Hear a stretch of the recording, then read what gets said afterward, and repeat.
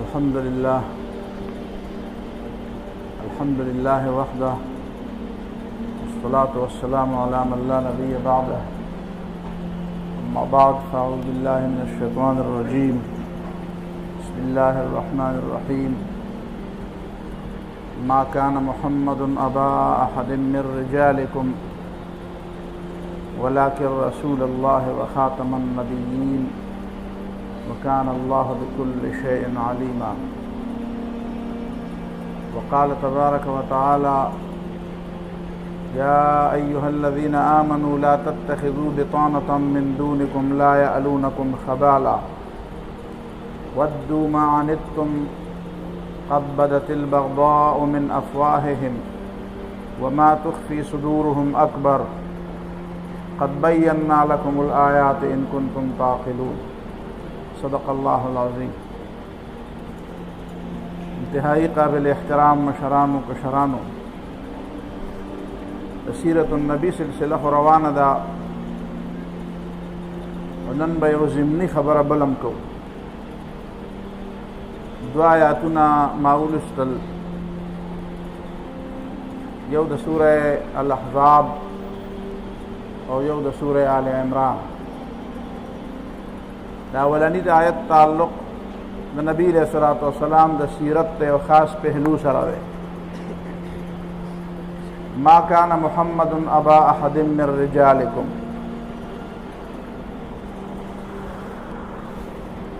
अल्लाह ताला फरमाई जो मोहम्मद सल्लल्लाहु अलैहि वसल्लम पता सुके दे यो सड़ी प्लार न दे रूहानी प्लार खुद टोल उम्मत दे तो जिस्मानी तवर पता सुके दे यो सड़ी प्लार न दे जिस्मानी ज़ुई निश्ता रूहानी औलाद दा टोल उम्मत दे वलाकिन रसूल अल्लाह व खातमन नबिय्यीन लेकिन अल्लाह ताला पैगंबर दे रसूल दे और द पैगंबर सिलसिला अल्लाह ताला पर ख़त्म करे दना पस बल पैगंबर न राजी अव्वल बल पैगंबर न राजी द पैगंबर सिलसिला वली ख़त्म करा बंद करा तो कहे वकान अल्लाह बिकुल्लि शैइन अलीमा दे बाने अल्लाह ताला पुई अल्लाह ताला पारस बाने पुई दे कि कल यो सिलसिला जारी सातल पकार दी और कल यो सिलसिला ख़त्मवल पकार दी न अल्लाह ताला दा सिलसिला द पैगंबर उस ख़त्म करा द नबूवत द सिलसिले द जारी सातलो वजदा के देशी तेर पैगंबरानो तालीमात अगर रवान खल्क तो न रसेदो ज़रूरत द दे खबरे द पैगंबर द तालीमात न खलक खबर शी खुद तेर पैगंबर तालीमात अगर असली शक्ल के खल्क तो न मिलावे न अल्लाह ताला बबल पैगंबर रो ले दो इदा सिलसिला जारी और खल्क द हिदायत इंतजाम रवानी द रसूलुल्लाह सल्लल्लाहु अलैहि वसल्लम द नबूवत न बाद तर द क़यामत पूरे अल्लाह ताला रदी जिम्मेदारी अगस्त रदा सिलसिला बन खत्मी द तालीमात बरवान दे बाने बदा से गर्द गुबार न राजी जदा बिल्कुल द दुनिया न फनाशी और दा जुमला अल्लाह ताला कुरान का जिक्र करे दा इन्ना नहनु नज़्ज़लना ज़िक्र व इन्ना लहू लहाफ़िज़ून कुरान मुंग नाज़िल करे दे मुंग बरदे हिफाजत को द कुरान हिफाजत बगैर द सुन्नत हिफाजत न की कि सुन्नत महफूज नहीं न कुरान महफूज न पाती की जगह जो कुरान ने महफूज न पाते कवल मतलब आवाज दागे अल्फाज महफूज कवल न दी बल्कि दागे माना दागे मकसद और पागे बाने दा अमल तरीक़े महफूज कवल दी दा अल्फाज महफूज चे अक़ीमुस्सलात मुंज कवे खुदा तरीक़ा खल्क़ तो नहीं मालूम है मुंज से तो और मुंज बसंग को और द मुंज शरायत और अरकान सदी तरीक़े से द वक्तुने सदी नौरे माना दा अक़ीमुस्सलात महफूज न शो बिया आतो ज़कात ज़कात और कवे दा अल्फाज द महफूजी मुझे दा पता चाहता नहीं लगी जो ज़कात से तो शरीयत ज़कात न मुराद से दे और ज़कात बसंग वर्को सूक बे वर्के और चाल बे वर्के द कम शिना वसोना ज़कात वर्के पस से शरायत बे वर्के दा बिया तो ज़कात दा लफ्ज़ महफूज शो और मतलब महफूज न शो अल्फाज मतलब नहीं د الفاظو معنا مقصدي، د الفاظو عمل مقصدي. مراد څه ته وایي؟ قرآن کې الفاظ او معنا دواړه مراد دي. دواړه محفوظ کول به هلئ چې قرآن هم محفوظ وي او سنت هم محفوظ وي. دا چې کوم خلک د سنت په باره کې دا خبره کوي چې د قرآن د حفاظت خو الله تعالی وعده اخیستې ده، خو د سنت د حفاظت وعده یې نه ده اخیستې، دا جاهلان دي. دا د دې قرآن د حفاظت په دې معنا ډېر پوهېږي نه. لہذا قرآن هم محفوظ دی، سنت هم محفوظ دی. د دې د حفاظت وعده د قیامته پورې ده. نو د بل پیغمبر د راتلو ضرورت نشته. عیسی علیه السلام چې راځي نه، عیسی علیه السلام د مخکې نه پیغمبر شوی دی. بل ور مې په دې نېټ باندې د غلام احمد دغه د قادیاني دا اوس چې دا مرزا مسرور لندن کې چې ناست دی، د دې تقریر مې اورېدو. ما ورته چې دی اوس څه وایي، اوس پورې دی پوهېږي که لا نه پوهېږي. هغه دونه ګډې وډې وایي چې د ما خیال دا یو ماشوم به هم داسې ګډې وډې ونه وایي. هغه وایي چې دا هلک ته تپوس کوي، ورته وایي چې دا ستاسو او د احمدیانو او د غیر احمدیانو په منځ کې دا څه فرق دی؟ هغه وایي دا فرق نشته، خو وایي دوی هسې یو جګړه جوړه کړې ده. وایي آیت چې دی خاتم النبیین مونږ هم منو، دی هم مني، خو د خاتم النبیین د منلو باوجود وایي د یو راروان پیغمبر دی هم قایل دی او مونږ هم قایل یو. خو زمونږ او د دوی دا فرق دی. د هغه د خبرې ته ګوره دا خلک څنګه وایي زمونږ او د دوی دا فرق دی چې دوی د یو بل امت نه په سوال یو پیغمبر راوغوښتو، او مونږ وایو چې زمونږ دا امت دومره بیکاره نه دی، دا دومره شنډ نه دی چې دا په خپل منځ کې پیغمبر نشي پیدا کولی. نو مونږ وایو چې د پیغمبر علیه السلام عزت په دې کې دی چې د ده په دې امت کې د یو پیغمبر را پیدا شي. او دا مسلمانان وایي چې نه، دا د یو بل امت نه به په سوال یو پیغمبر راوغواړو. دا د عقل دی او دا د خبره، دا سپینګیری بابا دی. تاسو حیران به شئ یو سړی چې الله تعالی ګمراه کړي، ومن یهن الله فما له من مکرم، چې الله یې سپک کړي څوک یې عزتمن کولی نه شي. ومن یضلل الله فما له من هاد، چې الله تعالی به د ګمراهۍ ټاپه ولګي، د چا پلار به ورته هدایت وکړي. هدایت د الله تعالی نه غواړه. دا داسې سپک شی نه دی، دا بې قیمته شی نه دی. دې دپاره جاړه د الله تعالی نه، الله تعالی ته جاړه چې الله تعالی ما ته سمه لار وښیه. دا اهدنا الصراط المستقیم داسې زړه نه وایه چې الله تعالی وګوري چې هغه ستا د زړه کې واقعي ته د هدایت طلبګار یې. نو سنت محفوظ دی، بل پیغمبر ته ضرورت نشته. عیسی علیه السلام نوی دین نه راوړي، هغه د هغه په پیغمبرۍ نوی ایمان د پخوا نه مونږ منلی دی چې پیغمبر دی، د پخوا نه مونږ منلی دی پیغمبر دی. بیا چې عیسی علیه السلام راځي د نبي علیه السلام اتباع به کوي، د نبی علیه السلام د یو امتي په حیثیت به راځي، هم د هغه دین او د هغه شریعت به د هغې اتباع به کوي، د قرآن او د سنت اتباع به کوي. دا خاتم النبیین. مرزا غلام احمد قادیانی پکې د ځانه بله خبره جوړه کړې، زمونږ د خپل علاقې خپل پیغمبر دی. نن مې یو تاریخي دغه لوسته، دا 1930 کې د علامه اقبال رحمت الله علیه یو هندو سره مناظره شوې ده، یو هندو سره یو بحث شوی دی. نو هغه هندو ورته وایي چې ستاسو به مسلمانانو کې یو فرقه ده، وایي هغه زمونږ لپاره صحیح فرقه ده، تاسو ټول د هغې خبره ومنئ. وایي هغې د داسې پیغمبر باس کوي چې زموږ د خپلې ځمکې دی، د هغه مقدسات او د هغه پیغمبري او د هغه هر څه زموږ د خپلې ځمکې د خپلې خاورې دي. مطلب یې دا تاسو د یو لرې خاورې پیغمبر منئ، د خپله خاوره کې پیغمبر شته که نه، او خو د وطنیت قائل دي، د وطنیت. نو اولنی آیت مې د تر دې دپاره دا ووي چې محمد صلی الله علیه وسلم د سیرت دا یو اهمه او ډیره زیاته اهمه پهلو ده چې رسول الله صلی الله علیه وسلم په هره معنا کې خاتم النبیین دی، خاتم النبیین.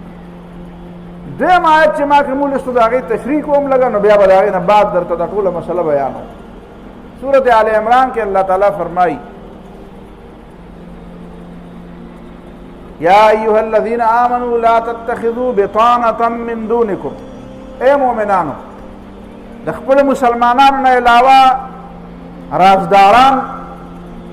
دا منی شي، د راز خبرې بل چاته مه کوئ. راز خبرې چې چاته کوې نو هغه به هغه چې مسلمان او مؤمن او په مؤمنانو کې هغه خلک چې قابل اعتماد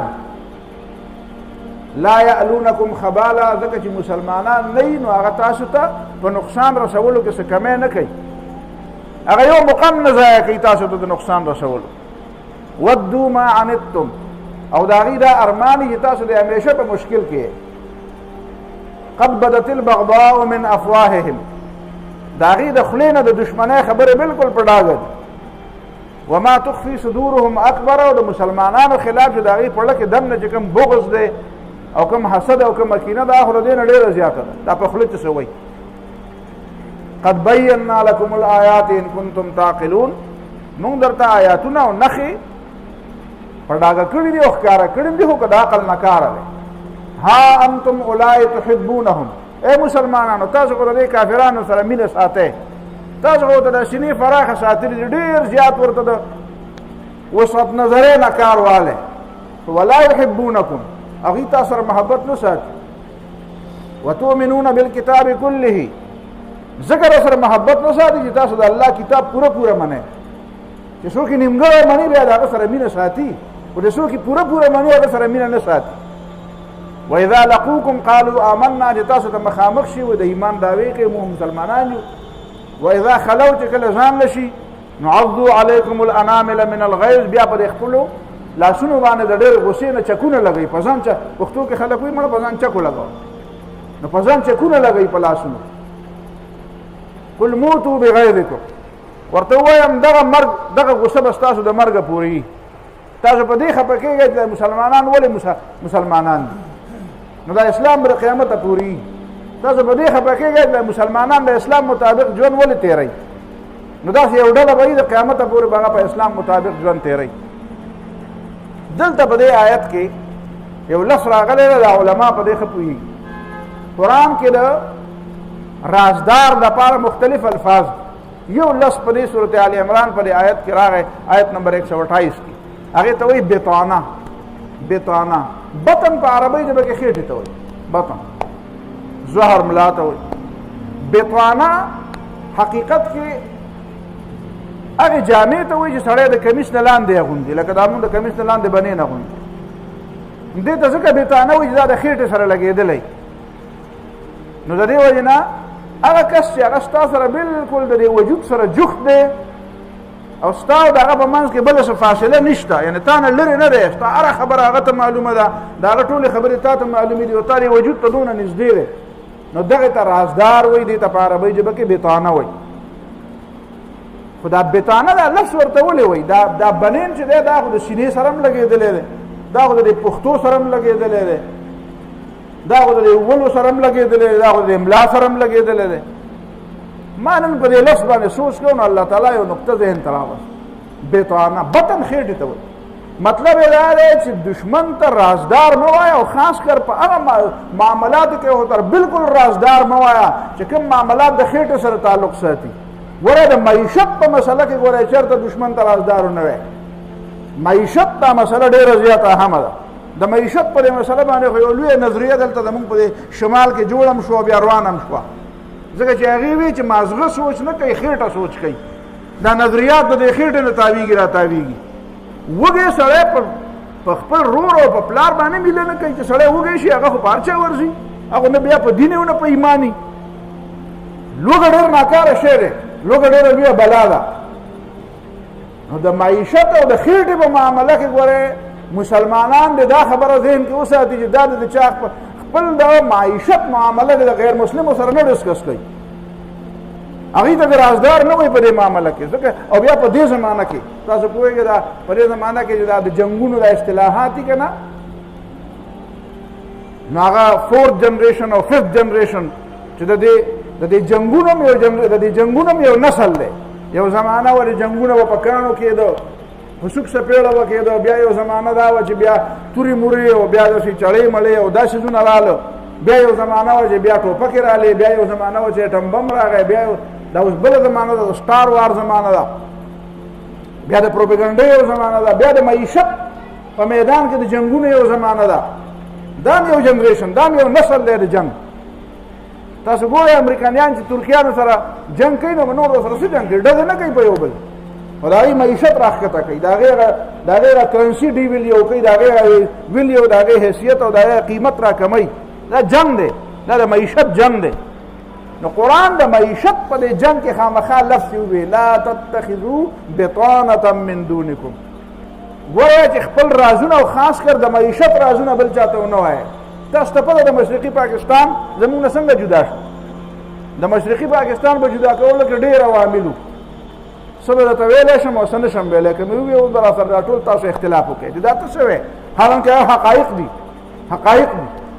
زموږ مسلمانانو کې غم دا دی چې رښتیا ویلو ته څوک تیار نه دي اورېدو ته نه دي تیار خو یو فکټر به پکې درته ووایم زموږ د پاکستان ډېر لوی د ایر مارشل نور خان دا نور خان بیس د هغه په نوم باندې دی دا د بار نه میلمانه چې پرې راځي په اسلام آباد دې نور خان یاداشت دي هغه وایي چې بنګلادیش زموږ نه ځکه جدا شو چې ام محمد یو کس و د غلام محمد قادیاني نوسی و هغه یحیی خان د ځان دپاره د معاشیاتو مشیر نیولی و هغه زمانه کې د معاشیاتو یو مشیر یو عهده وه هغه او بیا د هغې نه وروسته بیا ځان سره ډپټي سیکرټري کړه ځان سره د معاشیاتو په حواله باندې مشیر یې کړه ځان سره دې څیزونو کې د ټولو نه ډېر لوی کردار د هغه سړي و ځکه چې هغه د وسایلو په تقسیم کې همیشه بنګالیانو ته دا احساس ورکړ چې تاسو په موږ باندې بوج یې ته چې یو ورور ته هم په مخه یار ته پیسې نه ګټې ته په مخه خورې خو دغلته هم خورې ولته هم خورې او نن دې هم سره ونړه او بله ورځ دې هم څه ونه کړلو به ټولې مسلې موږ له ګورې او یو ورځ نه بله ورځ نه روزانه وله په نوړی نوړی داګ دی نه به وایي چې یاره که ته زما رور هم یې یاره تا سره خو ژوند ډېر زیات ګران دی نو دوی به همیشه بنګالیانو ته د دې خبرې احساس ورکو چې تاسو زموږ په مغربي پاکستان باندې تاسو یو بوج یې ستاسو د وجې نه موږ ته ډېرې ډېرې مسلې دي او په هغې کې به چې څنګه چې پرې محاصلو کې د دې باقي وړو صوبو اوس هم دا ګیلې دي چې موږ له په مرکز کې حصه نه راکوي داسې دا ګیلې د هغوی د ټولو نه ډېرې زیاتې وي چې ستاسو چې کوم قومي محاصل دي قومي محاصل چې په کوم انداز کې تقسیمېږي په هغې کې موږ ته خپله حصه نه راکوئ او دا ټول بنیادونه دا ټول کارونه دا ام محمد دا کارونه کړي نو لہذا دا خبره ذهن کې کېنوئ چې دا ډېره زیاته اهمه مسله ده دا ډېره زیاته اهمه مسله ده د دې نه مخکې ظفر الله خان یو کس و خلک وایي دا قائد اعظم رحمه الله مقرر کړی و او زه دا منم چې قائد اعظم رحمه الله مقرر کړی و وایي ګوره چې قائد اعظم رحمه الله یو قادیانی مقرر کړی و تاسو څنګه نه منئ چې قادیانان دې په اهمو عهدو راشي او قائد اعظم مقرر کړی نو ما ورته وایي چې کاش چې ته د دې نه خبر وې ته اوس په دې زمانه کې اوسېږې نو ته د دې نه خبر وای چې په 1946 او 47 کې د دې بر صغیر د دې وطن صورتحال څنګه و که زه دا ووایم چې هندوستان چې مولانا ابوالکلام آزاد وزیر تعلیم کو نو د دې تا سره څه جواز دی او د هندوانو سره د څه جواز دی دا خو د هغه زمانې یو هنګامي صورتحال و هلته هم خلکو او خپل قوم هم را بچ کوو چې دلته دا مسلمانان کوم دي نو موږ باندې د بهر نه دا الزام را نه شي او دلته هم خلکو دا کوشش کوو چې یاره د اخوت او د ورورولۍ او فضا جوړه شي دا د ورورولۍ د هغه فضا د جوړېدو په نتیجه کې هلته هغې هم رواداري وکړه موږ هم رواداري وکړه خو د دې روادارۍ دا مطلب نه دی که دا جوړه مستقله خبره وه بل دا چې په هغه وخت کې ستا آیین لا نه و چې دا قادیانان غیر مسلم ډکلیر کړي وي هغه وخت کې آیین نه و جوړ شوی دا خو د 1973 چې کوم آیین جوړ شو بیا په هغې کې په 1974 کې ترمیم وشو او پیښه دا ده چې دا نننۍ ورځ 7 سپتمبر 14 ورځې په اسمبلی کې بحث شو دا داسې ګپ نه و چې مولیانو فتوا ولګوله او خبره ختمه شوه په اسمبلی کې باقاعده دننه 14 ورځې د میرزایانو په دې معامله باندې بحث شو 2 ورځې میرزایان را د لاهوریان راغوښتي او 11 ورځې د قادیانان راغوښتي او په هغه زمانه کې چې کوم اټارني جنرال و یحیی بختیار الله تعالی دې وبخي هغه داسې د مسلمانانو دا کیس په داسې زبردست همت باندې او داسې په بهترین په ایمانی جذبه باندې دا کیس لړاو کړو چې اوس هم چې سړی د هغې هغه رودات ګوري د هغې رودات راوتلې هغه ټول سوالات راوتلي ایون دا چې میرزا ناصر یې راغوښتی دی اسمبلی ته او هغه نه یې تپوس کړی چې وایي میرزا صاحب دا مونږ چې په دې اسمبلی کې دا ممبران ناست یو مونږ ځان ته مسلمانان وایو مونږ کلمه وایو زمونږ دا قوم د پاکستان دا ټول مسلمانان دي ته مونږ د مسلمانان وایې که کافر وایې هغه زما په نسبت تاسو ټول کافر یې څو پورې تاسو غلام محمد قادیاني ته پیغمبر نه دی دا مسله ما راوړې دا کتاب د عبارتونه زه تاسو ته وایم خلک مونږ ته وایي تاسو مسلمانانو کې برداشت نشته وایي په تاسو مسلمانانو کې برداشت نشته وایي تاسو بالکل دا تنګ ونه زړم دی او دا کافر دی او دا کافر دی او دا ګمراه دی او دا نه منم او دا نه منم وایي تاسو کې خو بالکل برداشت نشته په مسلمانانو کې خاص کر د پاکستان په مسلمانانو کې د څومره په مذهبي خلکو کې څومره برداشت دی ټیک د خپل منځ کې اړیکې کې کوي او دا ډېر بد کوي په دې هم زه راځم اخر کې خبره کوم خو په موږ کې څومره برداشت دی چې یو سړی خلکو ته د مور خور کنځلو کې هغه سړی په هغه وطن کې پرېږدي په دې کې چې موږ ته قادیاني کومې کنځلې کړي دي د مور خور دا چې کنځلې به یو چرسي به په حجره کې چاته بل چرسي ته هم نه کړي دا په کتابونو کې موجود دي د دې کنځلو باوجود هم د مسلمانانو دا رایه ده چې قادیانان زمونږ په دې وطن کې غیر مسلم اقلیت دي د اقلیت په طور د اوسېږي د هغې تحفظ زمونږ ذمه داري ده هغې سره چې څوک زیاتی نه کوي که زیاتی ورسره کېږي عدالتونه شته دا خو تاسو یې چې تاسو غواړئ عدالت ته به مسله لاړه شي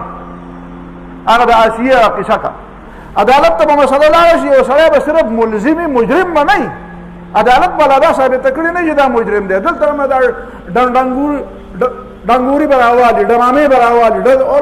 بین الاقوامي طور به یو شور شراب الله چې هلته ګوره که نه ایله پیغمبر ته داسې ویلي نه دي او بیا دا ډېر ظالمان دي او داسې وګوره مقدمې به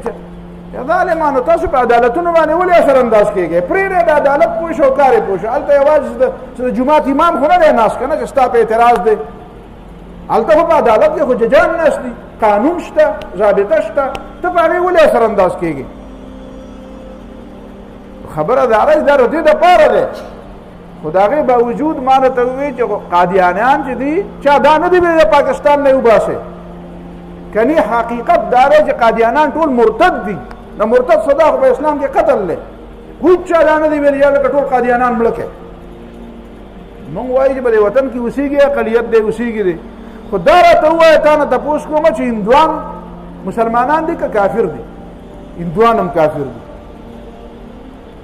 سر ظفر الله چې په کومه زمانه کې وزیر خارجه و هم په هغه زمانه کې جوګندرنات یو هندو هغه وزیر قانون د پاکستان که چا په پاکستان په عدالت په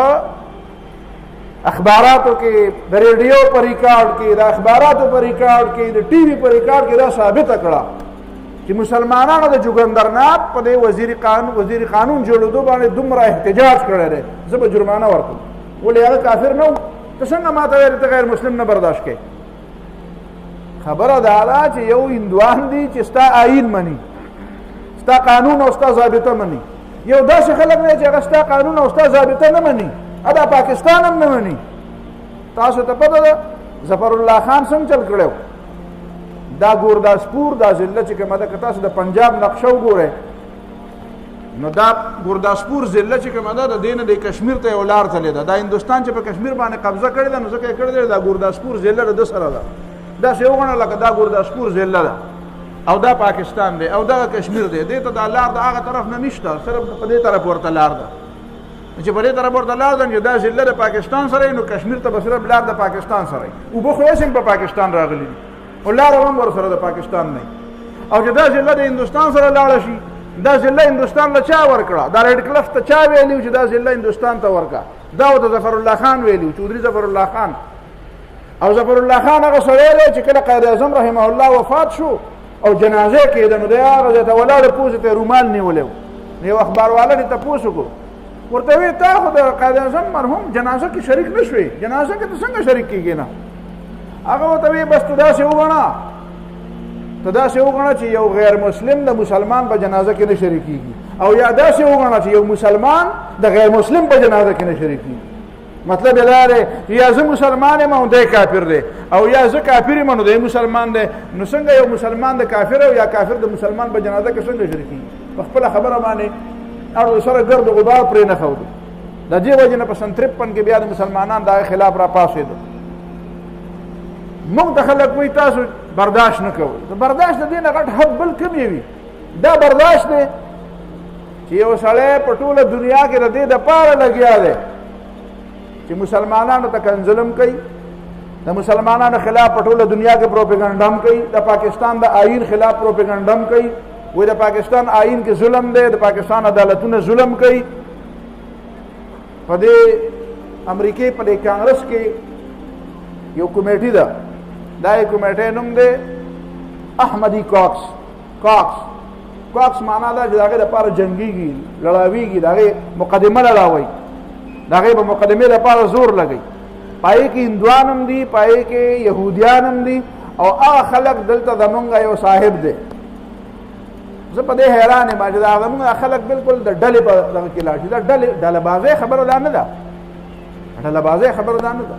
او زه په دې باندې یقین ساتم چې دا قسمت الزامونه او دا قسمت طعنې هم چاله مه ورکوئ چې څنګه چل دی چې ما احتجاج وکړو نو واپس شوې که واپس نه شوې. یو سړی چې خیر طرف ته واپس راشي دې ته دا اپریشیټ کړي، دا انکرج کړي، د دې حوصله افزایي وکړي. دا د طعنو او د پیغور خبره نه ده چې ته خو واپس شوې. دې کې پیغور مه ورکوئ. دې دپاره پکار دی تاسو دا د خوشحالۍ یو خبره وګڼئ چې ټیک ده یو سړي دا فیصله واپس واغسته. دا واپس اخیستل دا د پیغور خبره نه ده، دا د کمال خبره ده. شیطان ته الله تعالی وایي سجده دې ولې ونه کړه؟ نو هغه وایي بس نه مې ده کړې، اوس هم پرې خبره کلک ولاړ یم. آدم علیه السلام ته الله تعالی وایي دا ونه دې ولې وخوړه؟ تا ته خو ما وایي چې مه خوره. وایي خدای غلطي رانه شوې، توبه وباسه. دا د انسان کار دی. ته څه غواړې چې یو سړی د شیطان خوی خپل کړي نو دا تا دپاره ښه ده. ستا یو مسلمان رور چې د شیطان په غېږ کې ورځي ته په دې خوشحالېږي. تا له په دې خوشحالي پکار ده چې هغه واپس کړي. په حقه خبره څوک پوه کړي غلطي کړې ده، ته غلطي کړې ده او ده خو نه منله او نه یې منله. ما نه یې منله خو د چا پوه کړو ویې منله، د چا پوه کړو ویې منله، دا د کمال خبره شوه. د دې نه جګړه مه جوړوه. زمونږ د خلکو په هره خبره کې مونږ یو د مناظرې او د بحث او خامخا د پړ وړ یو تصور زمونږ په دې مزغو کې دی. مونږ د اوسه پورې لا ذهني طور بالغ نه شو. ذهني طور ته بالغ یې نو ته به په دې پوه شې چې یو سړی غلطي ومني، دا مې غلطي ده، ته به پکار وي ته هغه سینې سره رانږدې کړې. ته ورته بالکل دا خبره دا د مسلمانۍ خبره ده، دا د انسانیت خبره ده. سړی په خدای دې کړي چې لس ورځې پس پې پوه شي. بوټو صاحب پې څومره موده پس پوه شو. هغه زمانه کې د قادیانانو خلاف خلکو څومره منډې ووالې، څومره یو لوی تحریک وچلې، څومره خلک پکې شهیدان شو. خو د هغې باوجود زه یم چې الله تعالی دې وبخي، دا د هغه یو ډېر لوی کمال چې ویې منله خبره، چې نه یې رامنلې. خو جګړه وکړېده ټول عمر به جګړه وه، دې نه به نور هم فساد جوړېدو که نه. نو دا ومنه چې دا یې ښه کار وکړه چې ویې منله خبره. لکه دا شینه لکه وسیع که. خو دا خبره کول چې ته وایې چې یاره دا سړی ډېر زیات ناګزیر و، نو دا ډو ناګزیر و نه، د دا ډو کمال و نه. په دې کې څه کمال و؟ دی خو پاکستانیان نه و، دی په افریقا کې پیدا شوی و، پاسپورټ ورسره د امریکې و. نو دا خو ناګزیر نه و. چا چې دا نوم ورکړی دی غلط کار کړی دی، ځکه چې دا نه پاکستانی دی او نه په معیشت کې ماهر دی. په معیشت کې ماهر څه ته وایي؟ که چا ما ته دا ثابته کړه، یو خو د IMF مهارت دی. IMF پېژنئ؟ انټرنیشنل مانیټري فنډ. دا مانیټري فنډ د دې دپاره یهودیانو جوړ کړی دی چې کوم غریبانان ملکونه دي نو دا غریبانان ملکونه نورم غریبانان کی چړته کېنئ، بیا ورته وایي راځئ ما نه پیسې والې، خو چې پیسې در کومه نو سود به م راکې او زما دا شرطونه به م منئ. نو بیا وایي دا پلانکۍ فیصله دې وکړه، ته خو ډوډۍ زما د کوره خورې، دا فیصله دې داسې ولې وکړه؟ تاسو په دې پوهېږئ که نه چې کوم سړی معیشت چې کوم سړی کور ته سودا راوړي که نه نو بیا د هغه منلی دی لس ورونه یو په لسو کې 15 سودا راوړي او 15 نه راوړي. نو چې 15 راوړي که نه او دا تیلی ورسره ډکې ډکې ورسره وي، د هغې خبره په کور کې منلی کېږي. او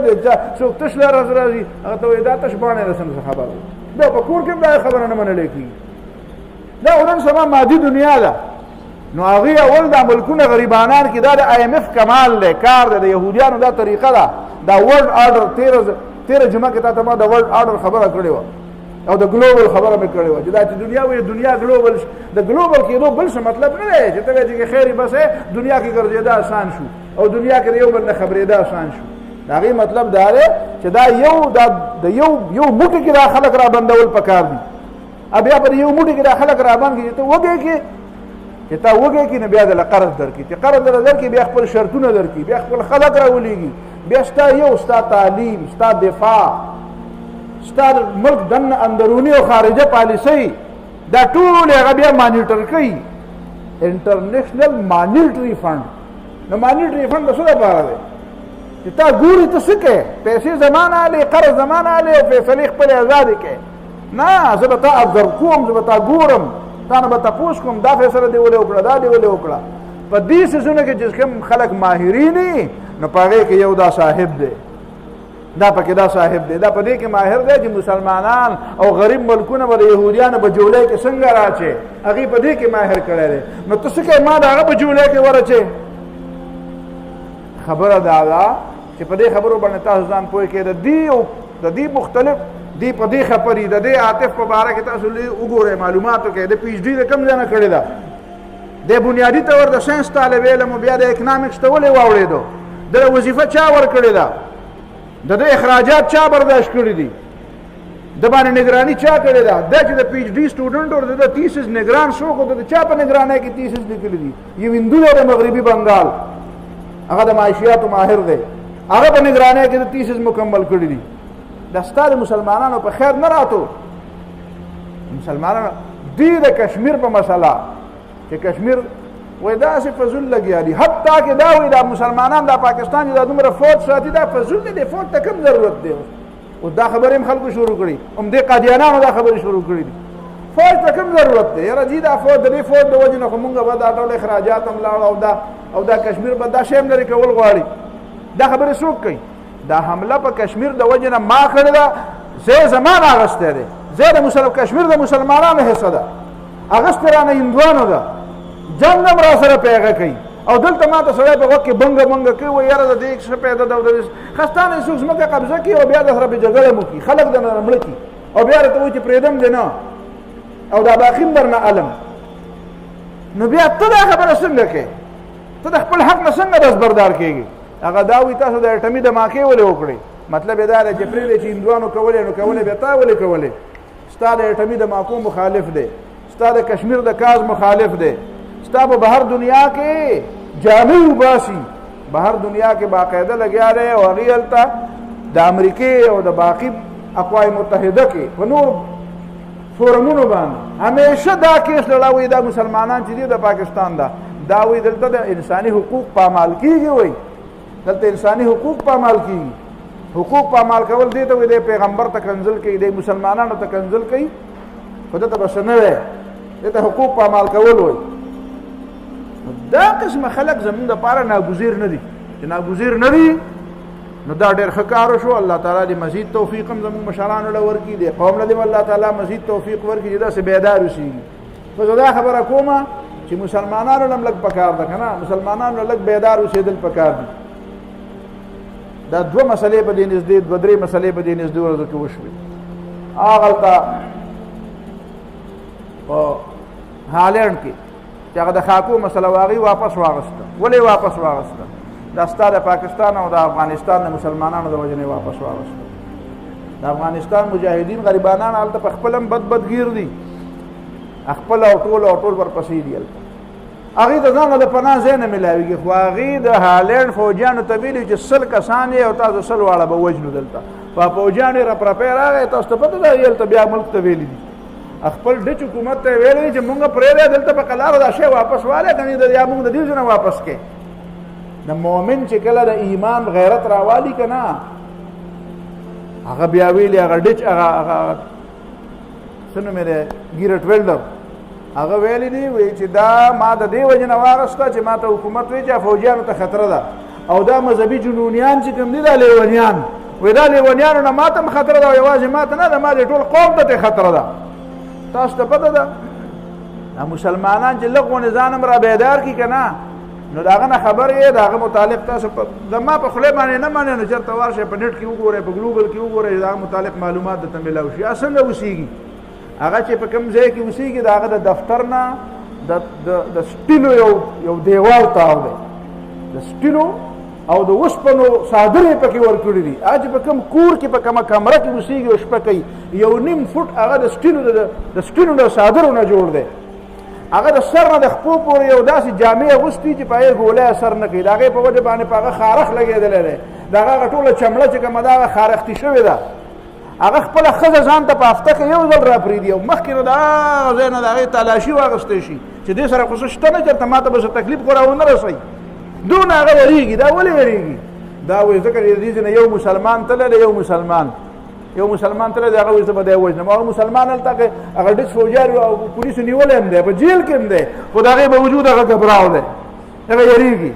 که مسلمان لغون را بیدار شو او اهل علم لغون را بیدار شو د دې دنیا په کافرانو کې قران وایي کنه ان کید الشیطان کان ضعیفا د دې شیطانانو سازشونه ډېر کمزوري دي خدا ته را پاسې ځکه کتره پاسې ده نو دا دومره بدمعشان د دین نه جوړي خدا مسلمان ودده او د مسلمان راهنمایان موددي مذهبي خلک چې دی هغه سره په دنیا کې کار نه لري مذهبي خلک په دنیا کې کار نه لري نن مې یو مثال ته وایو دا مذهبي خلک چې دی دا عام خلک وایي یاره چې ښه سړی کوم یو دی دا فلانکی سړی خو ډېر خراب سړی دی ځکه چې دی په داسې خبرو بحثونه کوي که نه هلکه په جومات کې خو سبحان الله وایي الحمدلله وایي د ذکرونو مسلې د استنجا مسلې راته ښایې ته خو پکې د دنیا خبرې کوې ته پکې دا خبره ته ډېر ناکاره سړی ښه سړی کوم یو دی یاره چې ښه سړی هغه دی چې د چا ملاس ته غوا نه پاسوي د دنیا په هېڅ کار کې کار نه لري بس صرف د آخرت خبرې کوي یو مولوي صاحب یو ځل درس کوو زه په درس کې ناست نو وایي چې درې قسمه مسلمانان ډېره مخکې خبره مسلمانان درې قسمه دي ما یې ښه ده چې ویې ورو چې دا کوم قسمونه دي پکې چې موږ پکې په کوم قسم کې یو و یو مسلمان هغه دی چې د الله پاک نه صرف آخرت غواړي دا اعلی مسلمانان دي دا د ټولو نه زیات د خدای خوښ دي دویم نمبر پسې هغه مسلمانان دي چې هغه لږ ګزارې واله دي نو هغه دنیا هم غواړي آخرت هم غواړي دنیا هم غواړي دا هغه ګزارې واله دي مده ښه دي داسې کافر نه دي او دریم مسلمانان پکې هغه دي چې هغه صرف دنیا غواړي نو دا خو د سر اړو د سړي زامن دی نو د هغه نه مې تپوس وکړو ما یاره جي په دې مانځه کې مونږ چې یو آیت وایي چې کله درس خلاص کړه خلک لا ناسو ما یاره جي زه ورته تپوس کوم که خفه کېږې نه وایي خیر دی وایه ما ورته وایي چې دا مونږ چې په مانځه کې وایو چې اللهم ربنا اتنا فی الدنیا حسنه وفي الاخرة حسنه وقنا عذاب النار نو دا خو مونږ دنیا او آخرت دواړه غواړو که نه نو سړی لږ غلی شو ما دا مونږ ولې غواړو دا چې پیغمبر راته ویلي دي کاسه د ځان هم پکې دا خبره وردن نه کړې په دې مانځه کې وایي چې نه دا خو پیغمبر ویلي مې پیغمبر علیه السلام به پکې اللهم ربنا وی که نه به وی پکې ویا وی به پکې نو مې ته خو بیا چې داسې ګزارې واله دی نو هغه مسلمان پکې کم یو دی چې صرف آخرت غواړي پیغمبر خو دنیا او آخرت دواړه غواړي وی ربنا آتنا فی الدنیا حسنه تاسو په مانځه کې څه وایې دا فی الدنیا پکې وایې که نه وایې چې څوک یې پکې نه وایي هغه لاس اوچت کړي پیغمبر علیه السلام به پکې ویله که مونږ یې ځانه وایو ها جي نو چې پیغمبر دنیا او آخرت دواړه غوښته نو دا مسلمان کم ځای په اسمان کې اوسېږي که د ځمکې په تل کې دا لاندې اوسېږي چې صرف آخرت غواړي څوک دی موږ په مانځه کې دنیا او آخرت دواړه غواړو نو بیا یې ویې یاره جي ما خو اورېدلي دي د خلکو نه زه خو نور خبر نه یم نو ما یاره اورېدلې خو مه وایه خدای غوږونه دوه درکړي او ژبه یوه درکړې اورې به ډېرې ویې به کمې اورې به ډېرې ګوره او ویې به کمې غوږونه څو دي دوه او ژبه څو ده یوه نو مطلب یې دا دی چې څه اورې په هغې کې به نیمې لټکې او نیمې به پکې ګډې وه ته خو به په لاره ځې هر څه به اورې خو په دې ژبه به هر څه ویې چې کمې پکې ټیکي نو دا مې درته ځکه وویې چې د خلکو هغه مولوي صاحب ډېر زیات خوښي چې د دنیا په کار کې کار نه لري نو جهانګیر خو پېژنې که نه جهانګیر بادشاه پېژنې د اکبر بادشاه زوی و نو هغه جهانګیر بادشاه په زمانه کې یو ډېر لوی عالم و د هغه څه نوم و تا ته معلوم دی شیخ احمد سرهندی رحمت الله علیه مجدد الف ثانی مجدد الف ثانی زر کاله د نبی علیه الصلاة والسلام د نبوت وشو او دا دویم زر کاله چې شروع شو په دغه زمانه کې الله تعالی مجدد الف ثانی شیخ احمد سرهندی رحمت الله علیه پیدا کړ او دا ډېر لوی کمالات دي ډېر لوی کمالات دي ګورئ بیا دا کتابونه ګورئ دا مکتوبات دي هغه مکتوبات وګورئ ایمان تازه کوي د سړي نو اکبر بادشاه چې کله مردار شو نو د هغه زوی جهانګیر بادشاه شو نو جهانګیر هم د اکبر په لاره روان و هغه به کله ښه کول او کله به یې بد کول هغه رنګیله مزاج غونته کې و شرابي سړی نو هغه د شیخ احمد سرهندي رحمت الله علیه نه چې خبر شو چې دا سړی خو ما چیلنج کوي دا خو ما چیلنج کوي نو هغه جیل ته واچو د جیل نه بیا را خلاص کړه خو بیا یې په یو ځای کې نظربند کړی و په فوجي قلا کې نو دا شیخ احمد سرهندي رحمت الله علیه دوه درې ملګري وو دې نومونه نه علم په دې وخت کې بیا ځان له علماو نه تپوسونه وکړي دا څوک نو هغه بیا د شیخ احمد سرهندي رحمت الله علیه مطابق لیکلي په کتاب کې دا ډېر ناکاره سړی دی دا وایي ډېر زیات خطرناک او ډېر ناکاره سړی دی ولې وایي دا دنیا پرست دی د ده په زړه کې د دنیا محبت دی او دا ډېر چلباز دی. دا نمونه ولا ولې ښودي دي ځکه چې دی وایي چې بادشاه چیلنج کوي او بادشاه ته وایي دا د غلط کړي دي او دا حالانکې هغه داسې چیلنج کوي نه چې دا ته د کرسۍ پرېږده او مال یې راکړه ورته وایي غلط کارونه مه کوه غلي ملګری غلطي به نه کوي او چې غلطي کوي نو بیا به غلطۍ ته غلطي وي. نو هغه د هغه متعلق اوس هم په توس کې جهانګیري کې لیکلي ته کنزل کړي دي شیخ احمد سرهندي ته. یو دوه نور علما دي په هغه زمانه کې هم لوی لوی علما دي غټ غټ کتابونه لیکلي دي خو هغې به بادشاهیان نه څېړل. نو دی ورغلی دی نو د هغه یو خوا ته ناست دی او هغه خوا ته چې ناست دی نو بیا هغه له دومره د هغه تعریف او د هغه صفت یې کړی دی ویره جي دا په حقیقت کې ډېر لوی عالم دی. د ده په دنیا په زړه کې صرف د آخرت محبت دی. دی د دنیا سره بلکل کار نه لري او زما په زړه کې د ډېر زیات قدر دی. ولې؟ ځکه چې هغه دته نه وایي چې دا بد کوي او دا ښه کوي. دا تا چې خلکو ته ویلي چې ما ته به سجدې کوې هغه وایي یاره دې سره مې کان دربار ته زه نه ځم او دربار ما پسې دلته نه راځي. نو هغه په دې پروا نه ساتله. نو د هغې یو بل مولوي صاحب دی هغه د ده نه هم غټ مولوي صاحب دی او دا دواړه د شیخ احمد سرهندي ملګري دي. دا د دواړو هغه ملګري دي. خواجه باقي بالله یو ډېر لوی پیر تېر شوی دا د هغه مریدان دي ټول. نو دا د شیخ احمد سرهندي رحمت الله علیه د هغه دواړو نه لوی عالم دی د هغې نه ډېر لوی ولی الله دی د هغه نه ډېر لوی مجاهد عالم دی. خو چې بادشاه چلنج کوي نو دی ورته وایي ته ښه سړی نه او چې هغه نور دواړه علما دي هم د دین کار کوي خو بادشاهیان نشي بادشاهیانو سره کار نه لري. حکمرانانو ته نه وایي چې ته غلط کار کوې د هغه په کار کې کار نه لري خو بد د عوامو ته او د غریبانانو ته واعظ او نصیحت کوي او مطلب یې دا دی چې د منځه او د عصا او د استنجا مسلې ورته هم بیانوي د روژې او د حج مسلې او دا کار هم ښه دی چې کوي خو بادشاهیان نه چلنج کوي. نو هغه ته وایي جهانګیر ورته وایي دا ډېر ناکاره خلک دی او دا او ده ته وایي ته ډېر ښه سړی یاره جي دا او وایي دونه ته زه یېرېدم دا یو مولوي صاحب په باره کې وایي وایي زما په زړه کې د هغه دونه ډېر لوی قدر و چې دی د دې دنیا نه دومره بېزاره دی چې که ما ورته اوس ووایي چې یاره جي دا 100 روپۍ تحفه مې راوړې ده نو په دې مخ به یې راله راوولي. نو بیا وایي سوچ مې کوو چې بغیر تحفې نه ځمه خو بده خبره ده نو جانماز یې وله ورکړو. ما نن هلته په کالج کې په تقریر کې د جمعې په منځ کې وایي ما د حاجیان چې راځي دی مولوي صاحب له جانماز ورکوي دی جوړ د هغه نه دا چلي زده کړی دی هلکه دا جانمازونه دې لپاره ورکوې پوهېږې په خبره باندې ته جانماز ته دا د جهانګیر بادشاه عادت دی چې هغه مولوي صاحب له جانماز او وجه دا بیان کړه چې پیسې خدای کالي نو مال یې پرې مخ رالی پرې مخ دونه لوی پاک سړی دی نو ما وله صرف جانماز په تحفه کې ورکړ چې بس او مطلب یې دا دی چې بد د جانماز سره جوخ کېده چې دې نه بار ته راونه وځې صفا مطلب دا دی که جانماز مې درکړو چې وخت ته میلاوېږي نو په دې کښېنه خو چې د دې جومات د دروازې نه راپسې بار ته راونه وځې او ته ډېر ښه سړی ځکې دا طریقه ده د مسلمانانو او مسلمانان به په دې معیار تللی کېږي. دا هغه یو څو خبرې مې درته دې دپاره ویلې چې تا ته لږه پته ولګي. اصل د دې غلام محمد قادیاني یو څو عبارتونه دلته واورې زمونږ دا نوی نسل د دې نه نه دی خبر یاره جي وایي تاسو د قادیانانو ته هغه وایي مونځونه هم کوي او هغه ستا جومات ته هم راځي خو ته یې نه پرېږدې او وایي یاره زه دې رور یم او ته وله څپېړه ورکړې هغه وایي یاره جي زه خو ستا ځینې خلک مونږ ته وایي یاره جي د اسلام ډېر لوی خدمت کوي یاره جي د خدای په باره کې ډېر غټ دلیلونه وایي ما خدای خو یهودیان هم مني د خدای په باره کې خو هندوان هم دلیلونه وایي څونه هندوان دله را پیدا کړم چې هغه د الله تعالی د توحید په باره کې خبرې کوي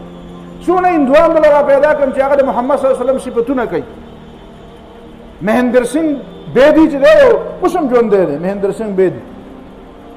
هغه د نبي علیه صلات وسلام په شان کې داسې قصیده ویلې ده چې وی نو خوند به درته درکړي چې بیا اوس مې ویلې نعت دی داسې نعت یې ویلې وہ عشق ہو جائے کسی سے کوئی چارہ تو نہیں صرف مسلم کا محمد پہ اجارہ تو نہیں وہ زما د محمد صلی الله علیه وسلم سره د عشق د هدا پورې مینه ده او د محمد صلی الله علیه وسلم یوازې د مسلمانانو دی وایي ما ته حق نشته د محمد صلی الله علیه وسلم سره مینه وکړم ته به هغه ته څه وایې چې جومات ته راځه اوس ښکلی به هندو به جومات ته راولې لور به وله ورکې رشته به ورسره کې کور ته به راولې نه جي ورته وایي چې مخکې مسلمان شه کلمه ووایه صرف د نبي علیه صلات وسلام په صفتونو کار نه کېږي صفتونه خو ډېرو خلکو یهودیان هم صفتونه کړي نو دی وایي یاره جي مونږ خو ډېر ښه کارونه کوو خو دا مسلمانان مونږ نه پرېږدي مسلمانان به تا څنګه پرېږدي ته مسلمانانو ته څه به اول خو د پیغمبرۍ دعوه کوي خدا میرا نام داوی میں خدا کے حکم کے موافق نبی ہوں وہی خدا را طویلی چی پیغمبر شو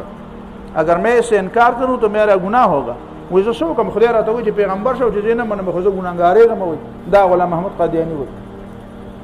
और जिस हालत में खुदा मेरा नाम नबी रखता है तो मैं क्यों करे से इनकार सकता हूँ कि खुदा पैगम्बर हुई संगा न मनम। मैं इस पर कायम हूँ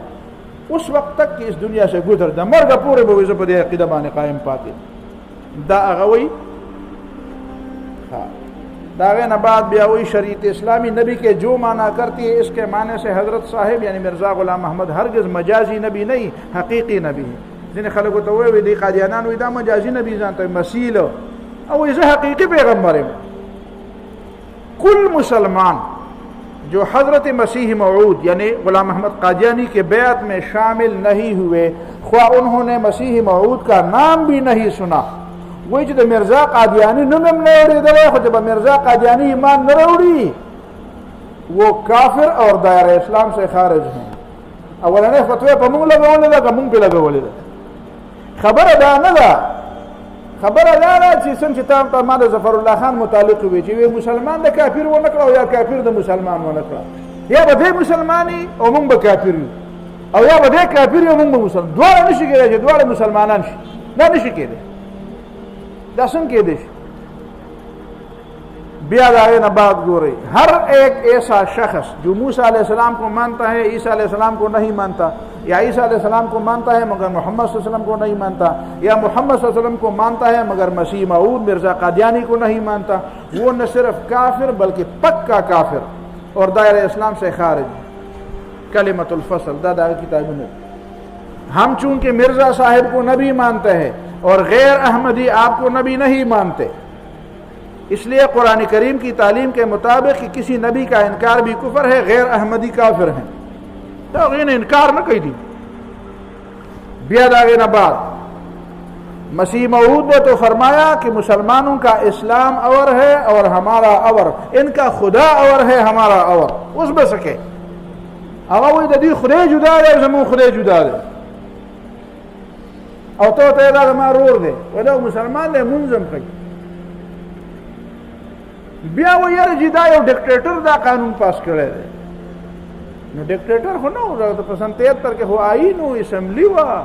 दा आईन बिया डिक्टेटर पास करे बिया बस के जियाउल हक मरहूम सिर्फ दुमरा करी दी वो ते वेली दी तब जाना ले इस्लाम नुम न इस्तेमाल है तब खपल इबादतगाह ते जुमात न वे तब दजान दा पारा इस्लाम इस्तिलाहात न इस्तेमाल है कि सुजान सके न गए तब मुंज न वे कसके मागे तो बद इस्लाम नमूना न वे मुंद रोजा हज ज़कात जुमात कुर्बानी हज दाद इस्लाम इस्तिलाहात जियाउल हक में सिर्फ दा पाबंदी लगावला दे वो दा डिक्टेटर कानून दे एला का जालिम दा कोई असम्बली पास करे रे पा असम्बली के मुंतखब नुमाइंदगान और मुंतखब नुमाइंदगान द तमाम पार्टू या द मुसलमाने मुश्तरक मसला दा दे पार्टी खबर न हुआ तो संग दा इख्तिलाफी के और टोल पार्टी पर शरीक बाने दा फैसला करे यो कस न मुखालफत न दे करे तासुदा माने यो कस न दे असम्बली के यो कस यो का दे खबर मुखालफत न दे तो चाहिए तो पता लगे दे दा खबर खुद बिल्कुल खालिस मुसलमान है खबर। लिहाजा इनका खुदा अवर है और हमारा खुदा, इनका हज अवर है हमारा हज अवर। बियाद आगे न वही जमंगा उधर खल के इख्तिलाफ पर सके वो ये गलत है कि दूसरे लोगों से हमारा इख्तिलाफ सिर्फ वफात मसीह और चंद मसाइल में है। आपने फरमाया अल्लाह ताला की ज़ात, रसूल करीम सल्लल्लाहु अलैहि वसल्लम, कुरान, नमाज, रोज़ा, हज, ज़कात, हर एक चीज़ में हमारा इख्तिलाफ है। अब तो ये मुसर मर्जिल किसी अहमदी को गैर अहमदी के पीछे नमाज नहीं, मुसलमानों ने बस मंजूर न कराए हुए। बाहर के लोग इसके बारे मुतालिक बार बार पूछते हैं, मैं कहता हूं तुम जितनी दफा भी पूछो इतनी दफा मैं यही जवाब दूंगा कि गैर अहमदी के पीछे नमाज पढ़नी जायज़ नहीं, जायज़ नहीं, जायज़ नहीं। दाबियता सुधा टोल किताब गोरे पर एक बेशमेर खबर दी बिया दी कि दाम दी चीज अंग्रेजान हुकूमत सुमर सिफत करे रहे अलबत् आखिर के बजे वो खबर हुकम खलक पर मुंग बाने दा सवालम कई दा एतराज़म रा बांधी कई वही चे दा मतलब मुलियानो इख्तिलाफ ताजो के फतवे वाया न फतवे दा अर्चा खिलाफ दी देवबंदियान पर बरेलियानो लगवली, बरेलियानो पर देवबंदियानो लगवली, अहले हदीस पर मुक़ल्लिदीनो लगवली, मुक़ल्लिदीनो पर अहले हदीस लगवली वदा में बल तकाफिर हुई न वही बता कादियाना माने ता से फतवा लगवल अंदाम दा से फतवा छोड़ نو ما وی چې دا خبره خو د ټولو نه غلطه پدې ده چې 31 علما په 22 نکاتو باندې راجمع شوي پای کې تمام فرقو علما هغه په اصول باندې متفق شوي دي هغه اصول د ټولو مبارک متفقه دي او هغه 31 علما چې کوم 22 نکات دي داغه نه بعد کې سره داغه سره اختلاف کین او هغه سره په یو ډله کې مشمار نه دی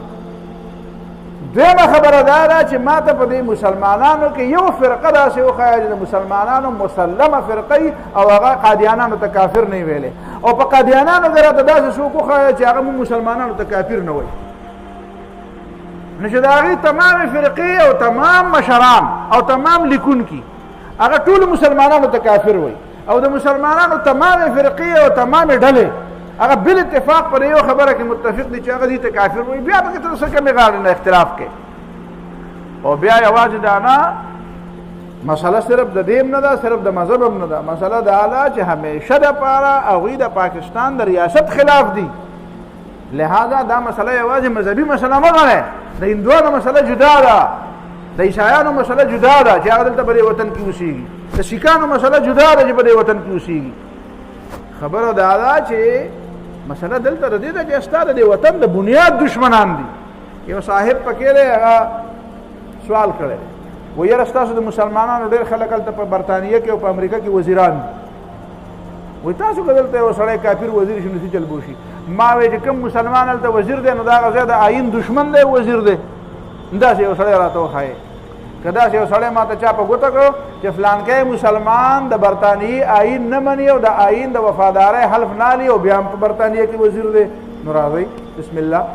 ما ته یو مثال پیش کړي په امریکا کې راته داسې یو مسلمان وښایې چې د امریکې د حکومت یو اهم ذمه دار دی د امریکې آیین مخالف دی زه خو خبره همدا کوم په پښتو کې یو سړي به غوچې غوچې وایي ډېر وایي که نه په یو حجرو کې دا متل وایي نو هغه بل ورته وایي دا غوچې مه وایه دا به ما ښه نه لګي نو هغه به بیا وایي غوچې نو هغه به وایي زه مرم د غوچې او ته بیا وایې چې غوچې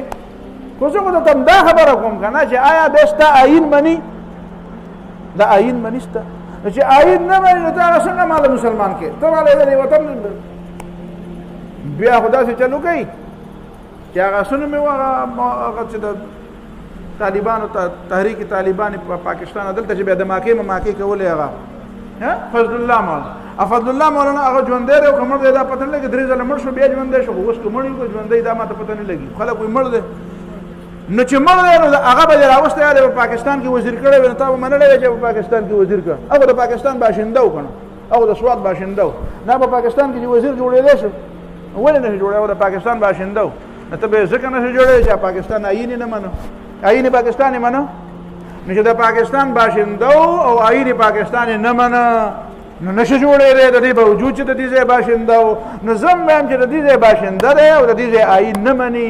نو چې د آیین نه مني او په آیین کې د الله تعالی حاکمیت هم دی او په آیین کې د خاتم النبیین مسله هم ده دا به د دې خبرې حلف اخلي چې زه محمد صلی الله علیه وسلم ته خاتم النبیین وایم د نبی علیه الصلوة والسلام نه پس بل پیغمبر نه منم زه د دې حل ته تیار دی نو که دې حل ته تیار یم صحیح ده او چې دې حل ته نه دی تیار نو بیا ته ما ته دا خبره څنګه کوې یو بل صاحب دی هغه اخباري چودري دی اخباري چودري که تاسو زما په دې ټکي چوک کړئ نو بیا په یو اخبار کې ګورئ لیکل پکې کوي هغه اخباري چودري پکې وایي چې نبی علیه الصلوة والسلام عبدالله ابن ابی د جومات نه ویستی او د مدینې نه ویستی نو تاسو یو سړی څنګه وباسئ نو ما ورته د جومات خو یې نه ویستی خو مشیر یې مقرر کړی و یا لکه عبدالله ابن ابی د ځان دپاره مشیر مقرر سره مشورې کولې حضرت عمر رضی الله تعالی عنه یو ځلې حضرت حذیفه رضی الله تعالی عنه ته ووی حذیفه ته وی رازدار د پیغمبر علیه الصلوة والسلام صاحب سر رسول الله پیغمبر علیه السلام رازونه به ورسره و حضرت عمر رضی الله تعالی عنه تپوس وکړو ورته وی حذیفه رضی الله عنه اداره ته ووایه چې تا ته نبی علیه الصلوة والسلام د منافقانو نوم ښودلی و نو زما نوم پکې شته خپل نوم یې ورته مخکې وي زما نوم پکې دی حضرت عمر دومره د خدای نه یېرېده ښه نو وی نه ستا نوم خو پکې نشته ستا نوم مباشره وکړې وی ښه وی دا زما چې کوم دغه دي سرکاري مشران دي ګورنران دي مشیران دي د علاقو مشران دي ذمهدارۍ دي مې ورته حواله کړي حکومت چلی په دې کسانو کې ورته منافق څوک معلوم دی وی او یو کس پکې شته وی څوک دی وی تا ته نه ښیم وینا وی خیراته وینا له استاد ذمہ داری ده منافقان باندې تو باسي حکمران ته کوزیما نن به تا ته زه وښیم سبا له بیا 100 کاله 200 500 زر کاله بعد چې مسلمانان بیا به ورته څه وښیي دا ستا ذمہ داري ده. بس حضرت عمر رضی الله تعالی عنہ بس هر څه پرېښود، مسلسل یو کس باندې غور شروع کړو او بل یو د وګ نه ونیو ته وځه وې ته پکې منافق ښکاري. حضرت حذیفه رضی الله تعالی عنہ ته چاوي وی عمر رضی الله تعالی عنہ هغه پلان کې سړی د سرکاري عہدې نه برطرف کړو. وی کانما اهدی الیه حضرت حذیفه ته وی دغه پکې منافق دغه پکې منافق الله تعالی او رحمایي وکړه. ابو موسی اشعری رضی الله تعالی عنہ وی ما یو عیسائی د ځان د لپاره منشي مقرر کړی، یعنی پرسنل سیکرټری می مقرر کړی، پی ای علماء. ابو موسی اشعری په یمن کې گورنر رضی الله تعالی عنہ. وی حضرت عمر رضی الله تعالی عنہ رانه خبر شو، وی راته وی چې تا نه خبر شو متا یو عیسائی د ځان د لپاره سیکرټری مقرر کړی دی. ما وی چې او ډیر زیات ماهر دی. وی حضرت عمر راته وی رضی الله تعالی عنہ چې کدا ماهر سبا له مړ شي نو بیا به څوک مقرر وي. ما چې بیا به یو مسلمان مقررم. وی راته وی چې د نن نه پرد که چې دا مړ دی دا دغه ونی صافه که هغه مسلمان راول هغه کېنه تا ته ما نه دی ویلي چې قرآن وایي چې لا تتخذوا بطانة من دونکم، بطانة رازداران به د مسلمانانو نه علاوه نور نه نیسئ. نو هغه اخباري چودري وایي دا عبدالله ابن ابی نبی علیہ السلام. نو ما له ما وی چې زه درته ووایم چې ته کم از کم دغه چودري ته ووایه دغه ته ووایه الطاف ته څه نوم دی عاطف میا هغه ته ووایه چې ته منافق یې او هغه دا ومني چې زه عبدالله ابن ابی یم نو بیا به نورې خبرې وروسته کوو خیر دی. خو بهرحال نن د خوشحالۍ ورځ په دې ده چې څنګه چې په 7 ستمبر باندې په 1974 کې قادیانان غیر مسلم اقلیت قرار شوي او په 7 ستمبر باندې ماښام په ټول پاکستان کې او د دنیا په ټولو مسلمانانو کې یو خوشحالي وه. نن بیا 7 ستمبر دی او بیا موږ ته دا خوشحالي میلاو شوه چې هر چا چې دا تجویز ورکړی و چې د عاطف بیا د ځان سره واله خو هغه خبره واپس واغستې شوه او الله تعالی دې ول نورم توفیق ورکړي او الله تعالی دې داسې مؤمنان او صالحان پر دنیا کې او زمونږ پر وطن کې را پیدا کی چې د هغوی بصیرت او د هغوی فکر او د هغوی پوهه د قرآن او د سنت په نتیجه کې او الله رب العالمین دې زمونږ د ټول قوم لا د نیکۍ او په قرآن او سنت باندې د تلو توفیق ورکړي او د اتفاق او د اتحاد توفیق دې ورکړي. او زه وایم دا ډېره زیاته د خوشحالۍ خبره ده. په دې خوشحالي مناول پکار دي او په دې باندې پیغورونه ورکول نه دي پکار. دا یوه خبره آخري زما واورئ دا د پیغورونو خبره نه ده، د خوشحالۍ خبره ده. بارک الله فیکم وجزاکم الله خیر وصلی الله تعالی علی خیر. الله